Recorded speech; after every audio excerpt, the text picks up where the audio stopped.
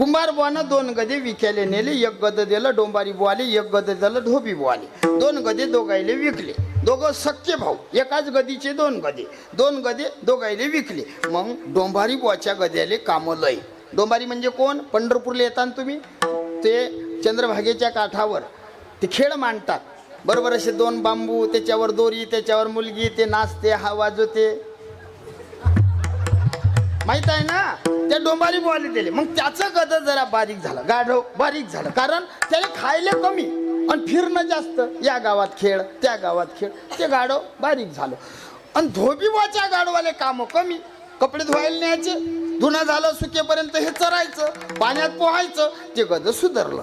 काही दिवसानं डोंबारी बुवा खेळ घेत धोबी बुवाच्या गावात आला. मग गद्या गद्याची भेट झाली. 2 गदे सख्खे भाऊ एकामेकाला भेटले. मग एक गद दुसऱ्या गद्याला म्हणे, दादा तू एवढा बारीक कसा झाला? गदे गदे भेटले की असं म्हणतात, तू एवढा तू एवढा बारीक कसा झाला? तो म्हणे, गड्या माझा मालक काम लय सांगते, खायले कमी जाते, म्हणून मी बारीक झालो. दे सोडून त्याले, आमच्या मालकासोबत चाल. तो म्हणे, नाही, मला आपल्या मालकाने याले विकलं, मी त्याच्याच घरी जाईन. अरे कशाला जाता, मरता काय? नाही, माझं त्याच्याशी काम आहे. काय काम आहे रे? म्हणे त्याची मुलगी दोरीवर चढवते, तेव्हा तो वाजवते, आणि वाजवता वाजवता म्हणते, गंगे